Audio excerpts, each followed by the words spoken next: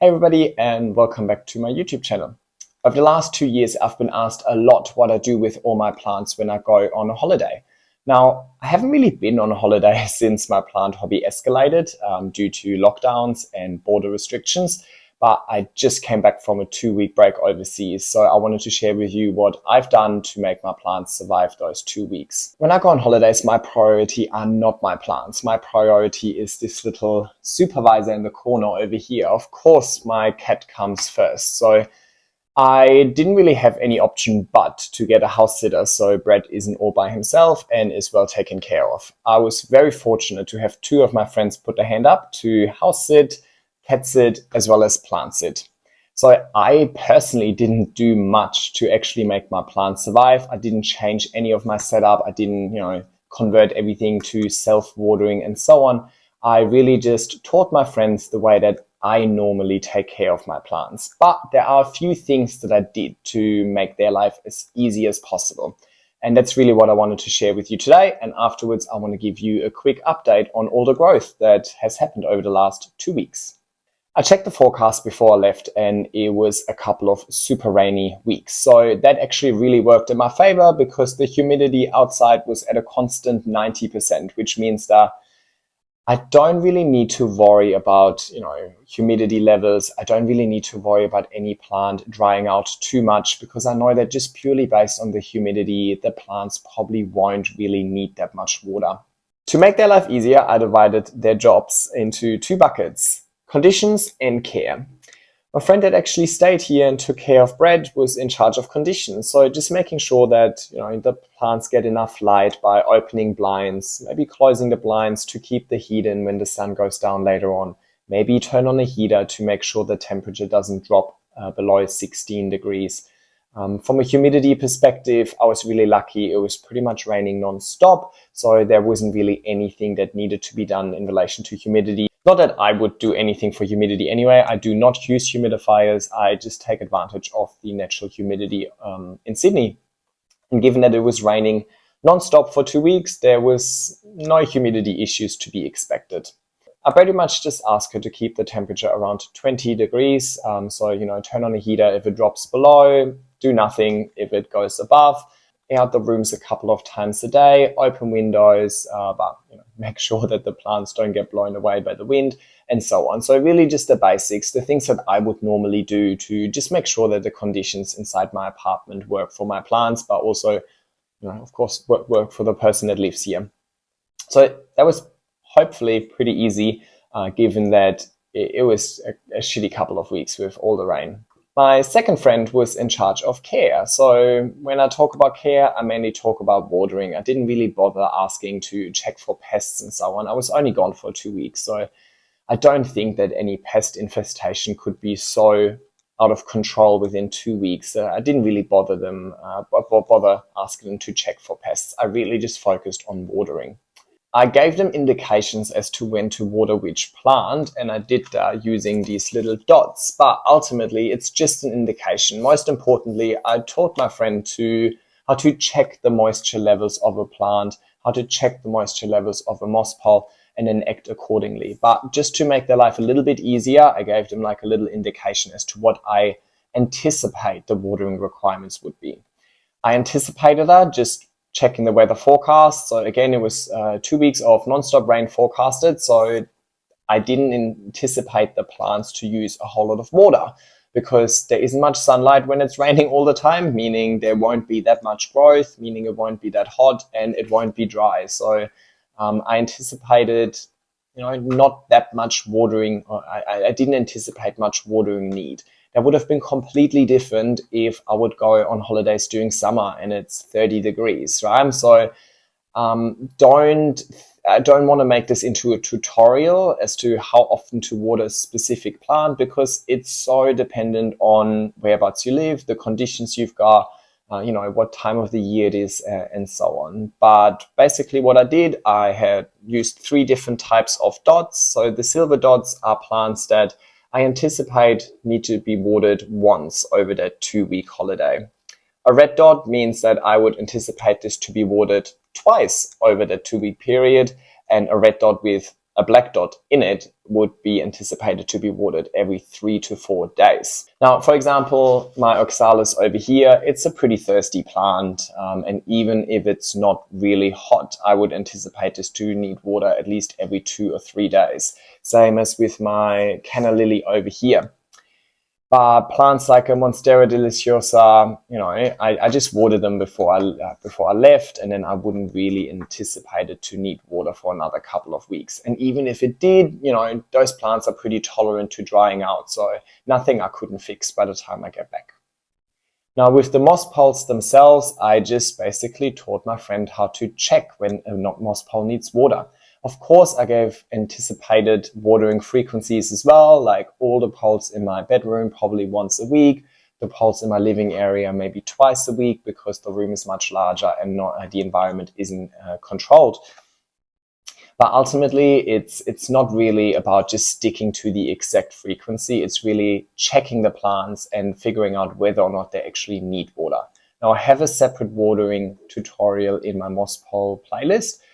But essentially, I just taught my friend how to squeeze the moss pole and just check based on the sound the moss pole gives off whether it needs water or not. So if it's really crunchy, then put a bottle upside down on top of that moss pole and just let it drain through.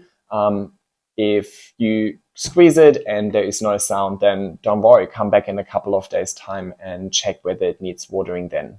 The last thing I did is just ask them that the day after the watering to just check the pots to make sure that no excess water has drained through. I do not want my pots to sit in water to make their life a little bit easier. What I also did is I raised a lot of my moss poles, and I put in a little video on the side over here. So basically, instead of having the pot sit right in that decorative planter, I just elevated it a little bit. So even if you water it and excess water drains through and they don't realize that it's sitting in excess water, the pot in itself doesn't actually make contact with the water because it's slightly raised. So that way you can't really overwater the plants because the medium as well as the moss pole is very well draining in itself. Apart from that, I literally asked them to just watch my YouTube videos to kind of learn a little bit more about what I do with my plants and just replicate it. And I checked all my plants this morning and they did an amazing job. So all my plants are super happy, they're thriving. I don't think I've had any plants with any issues. Definitely discovered a few spider mites on some of my plants, but that was to be expected, but nothing too crazy that I can't just get on top of straight away. I mean, of course, when you go on holidays, it depends on how long you go away for. You can totally just put things in prop boxes so they dry out less quickly. You can use self-watering pots or self-watering moss poles to make the watering more autonomous. But I honestly didn't have time to just rearrange all of my plants and completely overhaul my plant care approach just to go on a holiday for 2 weeks. So I think it was just easier to ask my friends to do exactly what I normally do. Now, I'm very grateful to have amazing friends like that, not just for the plants. Of course, I was mainly worried about Brett as well. Like, I haven't really left him alone for that long. It was very nice for me to know that Brett is in good hands. And of course, my plants will benefit from my house sitters as well. Alrighty, I'm getting bored. I want to check out my new growth, so I'll take you along. All right, let's start with a little plant update in the living area. Over here, we've got one of my Cebu Blues, and let me just quickly show you what I meant earlier as well. So this moss pole is in a decorative planter, and I didn't put the moss pole all the way down into the planter. I raised it using another pot. So I can just put this on top, and it doesn't really matter how often you water it. All of the excess water is just going to drain through. Now, I definitely need to empty this out at the bottom. But yeah, basically this way I don't really have to worry about overwatering, and my plant sitters don't need to check the pots all the time because they can just water it and it's going to drain through. Keep in mind this way it's going to be less stable, right? So you lose stability because normally the decorative planter would give the pot in itself a little bit more stability. My IKEA cabinet, that's pretty easy. I actually water this exactly every Saturday, and because it is nice and humid in there, but also I have consistent airflow using my fan, I don't really need to worry about overwatering either. Now let's have a look at some growth updates. There's a new Chlorenovine leaf coming out here. I think this leaf is new as well, but it actually grew so large it touched the grow light at the top and burned a little bit, so I had to cut that off. My queen is throwing out a new leaf over here. It is a little bit curled up, so I think maybe there was a little bit of inconsistency with the watering. The queen usually likes to be watered a little more frequently than weekly, but that's okay. In the meantime, it has also produced this inflow for me. Now, I wasn't here to pollinate it, so I'm just going to wait for the male pollen. I'm going to collect it, and then with the next inflow, I'll try and make some babies. Yeah, and some new leaves over here as well. Altogether, I mean, I was only gone for 2 weeks, so I'm not expecting anything huge to happen. But overall, they look really happy. Over here, that was the newest leaf, and yep, it's looking really happy. And I think this was one of the plants that I said just water once every 2 weeks, because it's in a quite a large pot, a 20 centimeter pot, and it doesn't really need that much water. And this is my Regal Shields, and I believe this leaf would be new, but I think it was already here before I left, so I don't think this is a brand new leaf, but this is definitely a new leaf. It just started unfurling when I left, and it's looking really good now. Same over here. I only asked this to be watered every couple of weeks because it's in a large pot, and ultimately, monsteras are quite tolerant to drying out. So I rather have them underwatered than overwatered, especially if it's really high humidity. Over here, the anthurium, I asked to be watered once a week. Usually I would water it every Saturday. Yeah. Alrighty, over here, my moss pulse. This is another Cebu Blue, and this leaf also just started unfurling when I left, and it's going quite well. Still got a little bit of inflating to do, but I mean, the size is pretty insane. Beautiful. And my variegated epipremnum as well, just pushing out a new leaf at the top over here, but not too much growth. I think it's probably not the biggest fan of winter, so they're happy for spring to arrive. Right, in the middle over here, we've got my oxalis. Now, I think maybe it got a little bit smaller. I definitely had a few dead leaves that I had to pluck out. But I think that's mainly because it was super rainy and not so sunny over the last couple of weeks, and it's a plant that really appreciates a lot of sun. But look, I'm definitely not complaining. It's still super nice and lush. Over here we've got my little baby. My baby needs to be watered every day. We've got a biliaceae or biliate, or however you want to call it, over here. And because it hasn't really attached to the moss pulp properly yet, I didn't really ask this to be watered at all. Because the moss pulp can dry out, there aren't any roots in it just yet, and it's in a 20 centimeter pot, so I wasn't too worried about the pot drying out over a couple of weeks. This is my canna lily. It's definitely getting a little bit brown. I think it would probably prefer to be on the balcony, but it's been really cold. Like, it's been going down to about 4 to 5 degrees. Yeah, so that's pretty cold for Sydney. So I'm kind of just keeping this in here. And I mean, it's happy. It's pushed out 2 babies. But as soon as spring comes and the weather is getting a little bit warmer, I will definitely put that on the balcony, and it will just prefer being out there as well. My Martianum, and this is my Johnstonii. I cannot pronounce that genus name. It had a lot of spider mites, so I just cut off quite a few leaves before I left to go on holidays, and it just hasn't really done anything in the meantime, which is totally fine. My Micans over here in desperate need of some maintenance. I just haven't really I've been too lazy to just extend it. I kind of like that it's a bit smaller. I'm not really trying to grow it really large because I have way too many large plants already. So I kind of like this look and how it's trailing down, kind of, very nice. Alrighty, what else do we have? Over here we've got a Ripsalis. I just asked this to be watered once every 2 weeks. Should be okay. And my variegated Syngonium, because it's in a fairly dark spot, it shouldn't need too much water. So I just asked it to, make sure that the moss pole stays moist, but that's it. My totem, I also asked for this to be just watered once every 2 weeks. And yeah, doesn't seem to mind. My mixed pot of alocasia over here, I asked for all of them to be watered approximately once a week. But again, when I give you all of these frequencies, keep in mind that I always said that even if I say watered once a week, if you look at the medium and it's still really moist, then don't do anything. It's just an indication. It's not like a hard and fast rule as you have to water it every couple of weeks or every week. All right, so overall, I think this has... No.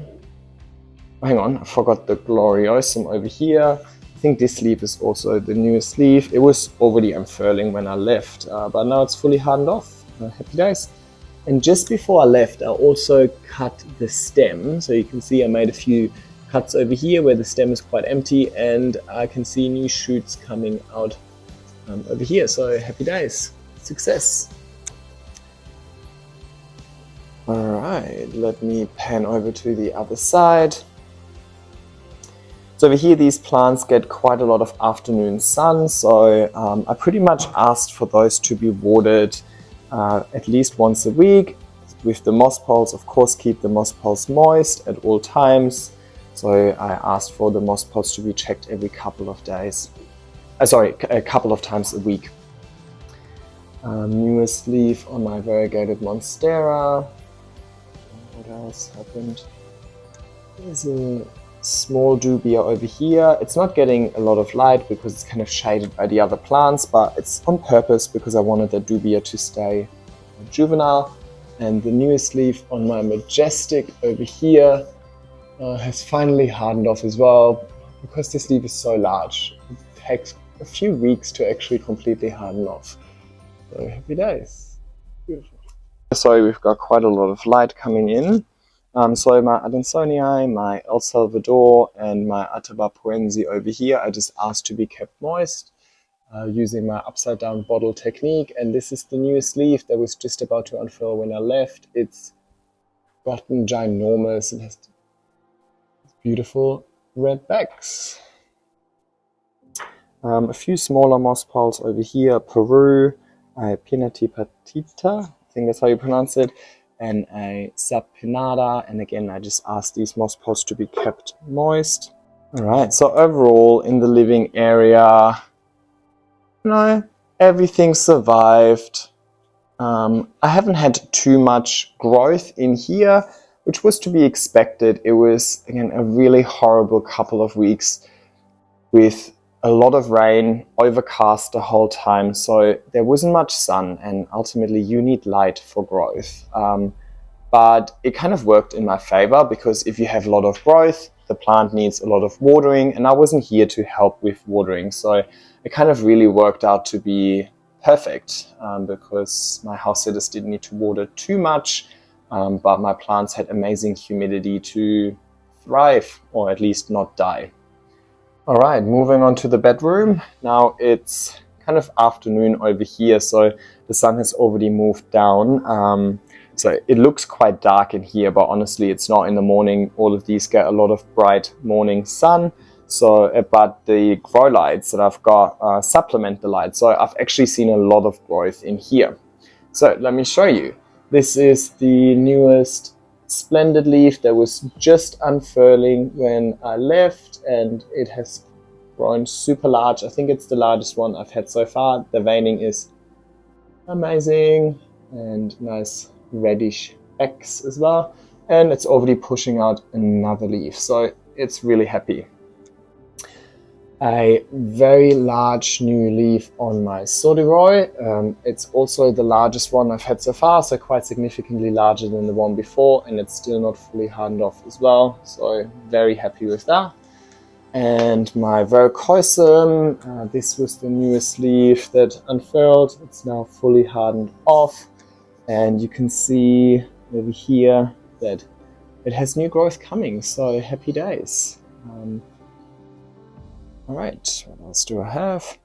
My Mandula is pushing out new leaves as well. It really needs an extension, so I'll work on that over the next couple of days. And down here, all that mess with all the twine. If you don't know what all of this twine is, just have a look at my plant spotlight. So basically I use this twine to just tie the petioles together to the moss pole, because otherwise they would just spread too much and I need to use space efficiently. So yeah, there's a new leaf coming, and if you have a look at all of these roots down here, they're going pretty crazy. So they really appreciated the 2 weeks of rain. Alright, what do I have done here? This is a new leaf of my Magnificum X Forgetii. Beautiful, loving that closed sinus. Super nice sheen to it. And it's also pushing out a new inflow, and it created a tiny little pup down here. Also to be watered once a week. Another anthurium over here, my crystallinum, also throwing out a new inflow over here, and a new leaf coming over here, so it's also to be watered once a week. Pretty much all of these plants in here, because the room is much smaller, so the humidity, or the room stays more humid naturally, again without the use of a humidifier. Pretty much asked for all of these plants just to be watered once a week, but maybe be checked halfway through the week if the tops of the pole need anything. But it just happened to be that I cut most of my plants before I went on holidays anyway, so none of the plants is really all the way to the top of their moss pole, which makes the watering much easier, because it's the top of the moss pole always dries out first. So that's one of the things I kind of did, not really purposely for my holiday, and the timing was quite perfect. They all reached the top anyway, so I thought, let's just get on top all of these chop and extends before I go and leave. This leaf is also new. It's still got a bit of inflating to do, but I reckon it will be nice and big. My Milano was one of the last ones I chopped before I went on leave. So this is the first couple of leaves that came out. It got stuck a little bit, so the bottom of the leaf broke. But that's a good sign, right? It's growing despite being chopped, and I had that chop maybe, I think, just a couple of days before I actually left. And my Gigas or Gigas, or however you want to pronounce that, has pushed out a new leaf as well. There is maybe a bit of sign of spider mite damage, so I'll investigate a little bit closer when I find the time, but nothing to be worried about. Right, I've got my Mame over here in the corner. I can't really get to it too well. Definitely had some spider mites. I already treated that this morning. It looks like it's in a really dark corner, but when the sun hits in the morning, it gets really nice morning sun, so don't be alarmed. Over here is my newest Dean McDowell that also just unfurled when I left, and now it's gotten huge, so happy days. Yeah. A new leaf on my pasta and a new leaf on my Plummonii. I'm loving this leaf over here, so that's very sexy. Beautiful. Right, so I think, I forgot the banana. The banana also has one new leaf since I've been away. So yeah, in here, everything is happy, like nothing ever happened.